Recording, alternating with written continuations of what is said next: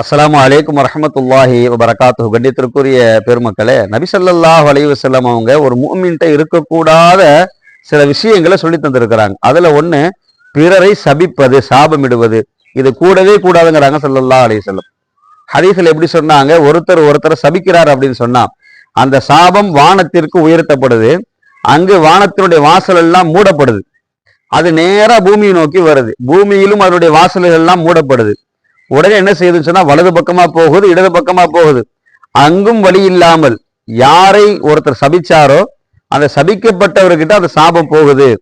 அது அவர் தகுதியானவராக இருந்தா அவர்கிட்ட போயிடும். அவர் தகுதி இல்லை என்று சொன்னால் யார் சபித்தாரோ அவரிடத்திலே அது வந்து சேரும் அப்படிங்கிறாங்க ஸல்லல்லாஹு அலைஹி வஸல்லம். தன் வினை தன்னை சுடும் என்று ஒரு பழமொழி சொல்லுவாங்க. அந்த மாதிரி ஒருத்தர் தேவையில்லாம நம்ம சபிக்கும் போது அது நம்மே சுட்டு விடும் பெருமக்களே. அதனால ஸல்லல்லாஹு அலைஹி வஸல்லம் இதில் ரொம்ப கவனமா இருங்கன்னாங்க. பொதுவாகவே சாபம் என்பது கூடாது. ஒருத்தர் நம்மளுக்கு ஏதாவது அநியாயம் செஞ்சார் அப்படின்னா உயர்ந்த குணம் ஸல்லல்லாஹு அலைஹி சொல்றாங்க, அவரை மன்னித்து விடுவது.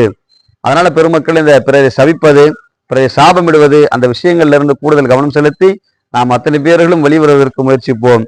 அல்லாஹ் கிருபை செய்வானா.